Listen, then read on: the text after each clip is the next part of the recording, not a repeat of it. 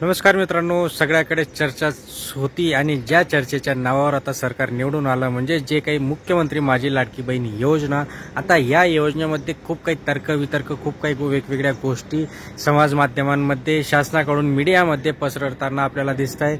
मग त्या गोष्टी नक्कीच खऱ्या ठरणार आहेत का ते, किंवा एका घरामध्ये फक्त एकाच महिलेला हे पैसे मिळतील का, किंवा 1500 ऐवजी 2100 रुपये मिळतील का, हे सगळे जे काही मनातले प्रश्न आहेत ते आपण बोलण्याचा प्रयत्न करणार आहोत। त्यामुळे शेवटपर्यंत बघा, स्किप करत नका जा। महत्त्वपूर्ण माहिती असते, लाईक करायला तर मुळीच नका विसरत जा, म्हणजे महत्त्वपूर्ण अपडेट तुम्हाला मिळतील। लाईक करा, शेअर करा, सबस्क्राईब करा।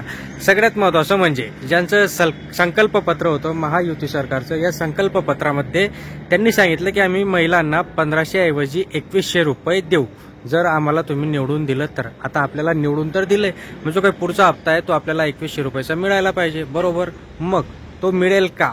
दुसरं म्हणजे आता या योजनेमध्ये सरसकट महिलांना यांनी 1500 रुपये दिले, म्हणजे जे लोक याच्यामध्ये टॅक्स भरत आहे बघा, ज्याचं इन्कम चांगलं आहे, ज्याच्याकडे शेती आहे, ज्याच्याकडे यांनी सुरुवातीला जे नियम लावले होते ना की ज्यांच्याकडे गाडी आहे, ज्यांच्याकडे शेती आहे, अशा शेतकऱ्यांना, अशा लोकांना आम्ही हे पैसे नाही देणार। पण ज्यावेळेस त्यांना कळालं की याचा जो काही नाराजीचा सूर आहे तो जास्तच वाढताना दिसला, आणि मग त्यांनी काय केलं की सरसकट ज्या काही महिला पात्र नव्हत्या, ज्या काही अपात्र केल्या होत्या, त्यांना देखील यांनी पैसे देणं सुरू केलं।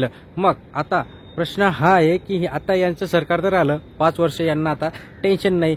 वरतून शासनाच्या या काही धोरणं आहेत याच्यासाठी याच्यावर विरोधकांनी असो किंवा सामान्य जे काही अभ्यासू लोक आहेत त्यांचं म्हणणं आहे की शासनावर एवढा काही कर्जाचा डोंगर उभा झाला आहे आणि हा पैसा येणार कुठनं? मग याच्यासाठी शासन काय करणार आहे? एकतर महागाई वाढेल, नाहीतर मग योजना बंद करेल। मग योजना जर बंद केली तर यांना पुढचे जे काही 5 वर्ष आहेत यांना निवडून येण्यासाठी खूप त्रास होणार आहे। मग योजना तर नाही बंद करणार, उलट यांनी 1500 ऐवजी 2100 रुपये देतील, तर 1500 ऐवजी 2100 रुपये हे आपल्याला ज्या पद्धतीने मुख्यमंत्री निवडून आले आणि मुख्यमंत्र्यांच्या घरी महिला गेल्या होत्या, महिलांना ज्यावेळेस त्यांच्याशी इंटरॅक्शन झालं, बोलणं झालं, त्यावेळेस महिलांनी त्यांना प्रश्न केले की हे पैसे आम्हाला कधी मिळतील 2100 रुपये।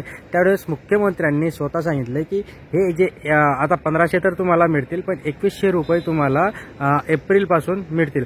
सो एप्रिलपासून हे 2100 रुपये मिळतील।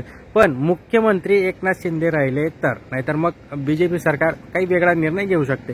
त्याच्यानंतर एका घरातील किती महिलांना पैसे मिळतील? तर नक्कीच ज्याचं रेशन कार्ड एकत्र असेल तिथे एकाच महिलाला पैसे मिळतील, ज्यांचे रेशन कार्ड वेगवेगळे आहेत त्यांना हे पैसे मिळतील।